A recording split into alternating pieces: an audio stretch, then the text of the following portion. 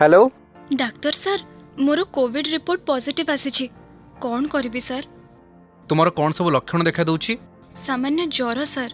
चिंता करनी लक्षण नथिबा बा स्वल्प लक्षण थिबा कोविड पॉजिटिव लोक गृह पृथकवास बा होम आइसोलेशन रे चिकित्सित होई पारिबे। खाली किछि नियम मानिबाको हेबो। वायु चलाचल करुथुबा अलगा कोठरी एवं अलगा पाइखाना व्यवहार करिवे रोगी। परिवारर जणे सुस्थ व्यक्ति तांकर दायित्व नेबे। रोगी एवं सहायक उभय 3 परस्त विशिष्ट मास्क बा सर्जिकल मास्क सर्वदा पिंधिबे और परस्पर ठारू 2 मीटर दूरता रक्षा करिवे।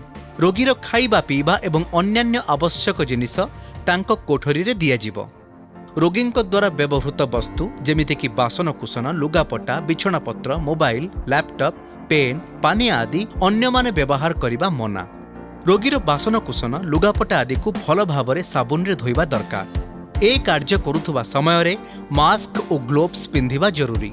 मास्क टिश्यू पेपर नाकपोछा कना आदि अध घंटा 1% ब्लीचिंग द्रवण रे बुड़ाई नष्ट करिदेबे। रोगी पेट माड़ी और कड़ माड़ी अदल बदल करी सोइले श्वासक्रिया सहज हेबो। अति कम रे 14 दिन गृह पृथकावास रे रहिबाकू पड़िबो। कोविड रोगीर जत्न नेउथिबा सहायक निजे गृह संगरोध रे रहिबे। मास्क एवं ग्लोव्स पिंधिबे। भल भावरे साबुन रे बारंबार हाथ धोइबे।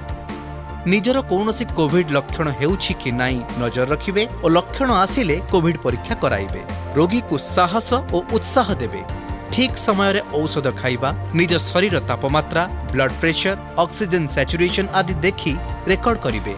रोगी पाई विपद संकेत जदि ज्वर 102 डिग्री रु अधिक लागी रुहे, छाती जंत्रणा निश्वास नेबारे असुविधा प्रति मिनिट रे श्वासक्रियार हार लगातार 24 रु अधिक रुहे, विश्राम समय रे ऑक्सीजन सैचुरेशन 94% तले रुहे, ताहाले तुरंत अधिक सहायता पाई 104 किंबा 1929 नंबर को फोन करंतु।